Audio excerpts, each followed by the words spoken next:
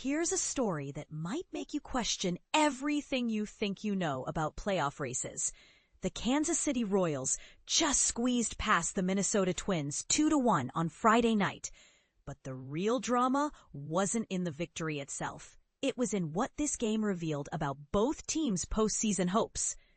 Let me paint you the picture from Kansas City, Missouri, where Maikel Garcia delivered what might be the most perfectly timed two-run blast you'll see all season. But here's where it gets controversial. Garcia's heroics came on the very first pitch he saw from Pablo Lopez, right after Vinny Pasquantino had singled with 2 outs in the 3rd inning. That ball sailed high above the left field bullpen, and just like that, the Royals had their 2-0 cushion. Now, if you're new to baseball, let me explain why this moment was so crucial. Hitting the first pitch of an at-bat for a home run is incredibly rare and shows either exceptional preparation or pure instinct.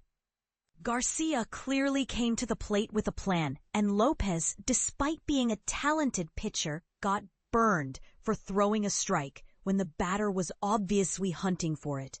Both Pasquantino and Garcia collected 2 hits each in this contest. But here's what most people are missing. The Royals' offensive approach has become almost entirely dependent on the long ball, and that's either genius or deeply concerning, depending on your perspective. Maikel took the mound for Kansas City and delivered exactly what his team needed. 5 2/3 innings of controlled pitching that kept the Twins' bats largely silent.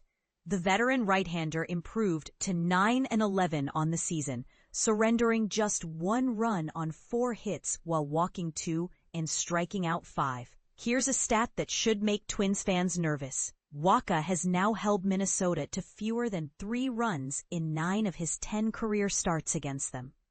That's not coincidence. That's dominance. The Twins managed to scratch across their lone run in the 5th inning, and it came courtesy of back-to-back doubles from Brooks Lee and Johnny Pereda.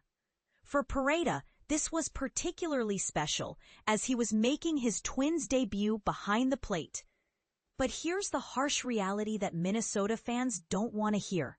This single run represented the entirety of their offensive output against a Royals pitching staff that, frankly, isn't considered elite. And this is the part most people miss when analyzing this game. The Twins have now dropped 5 consecutive contests and sport baseball's worst record since the July 31st trade deadline, going just 11-22.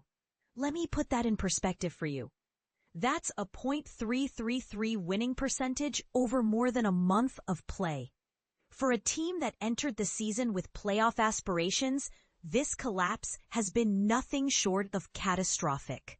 Carlos Estevez slammed the door for Kansas City, earning his major league leading 38th save of the season. The closer got some defensive help from center fielder Kyle Isbell, who made a spectacular sliding catch that likely preserved the victory. But here's where it gets interesting and potentially controversial. Are the Royals relying too heavily on Estevez?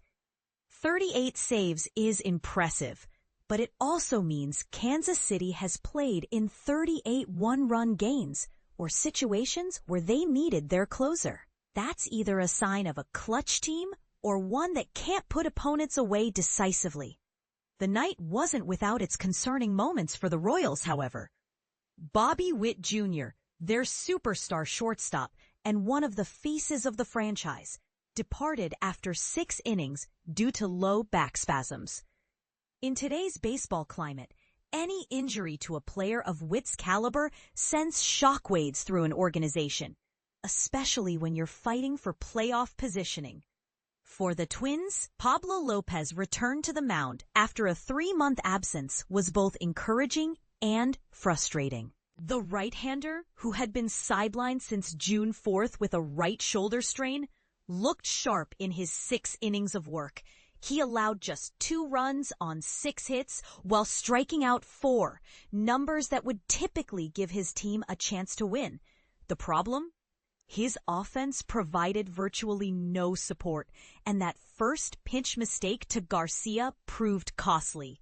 Here's the key moment that perfectly encapsulates how this game unfolded. Garcia was initially called out on a force play at second base, but the Royals challenged the call. Upon review, officials determined that shortstop Brooks Lee had dropped the ball before touching second base, ruling Garcia safe. In a tight game like this, such moments can swing momentum entirely, and the Royals clearly benefited from this fortunate break. Now let me share a statistic that might shock you and explains why this game was so crucial for Kansas City. Through the first 7 games of their current homestand, the Royals are hitting just 2 for 26 with runners in scoring position. Think about that. They're failing to deliver clutch hits 92% of the time when they have opportunities to drive in runs. Yet somehow, they've managed to score 10 of their 14 runs via home runs during this stretch. This raises a fascinating question that divides baseball analysts. Is this sustainable? Some argue that relying on home runs is a feast or famine approach that will eventually cost them in crucial games. Others contend that in today's power-happy MLB environment, teams that can consistently hit the long ball have a significant advantage, especially in tight contests like this one. Looking ahead to Saturday's matchup, the Twins will send Joe Ryan to the mound, a right-hander sporting an impressive 13-7 record with a 3.08 ERA. He'll face off against Kansas City's Stephen Kolek, who enters with a 4-5 record and a 3.99 ERA. On paper, Ryan should give Minnesota a better chance to snap their losing streak, but given how this season has unfolded for the Twins, nothing seems guaranteed. So here's my controversial take, and I want to hear your thoughts. Are we watching the Twins season completely unravel before our eyes? Or is this just a rough patch that a talented team can overcome? And for the Royals, is their home run dependent offense a strength that will carry them through October? Or a fatal flaw that will be exposed when the games matter most? What do you think? Are the Twins done? Or do they still have fight left in them? And can the Royals sustain this power-hitting approach when facing elite playoff pitching? Drop your thoughts in the comments. I have a feeling this debate is going to get heated.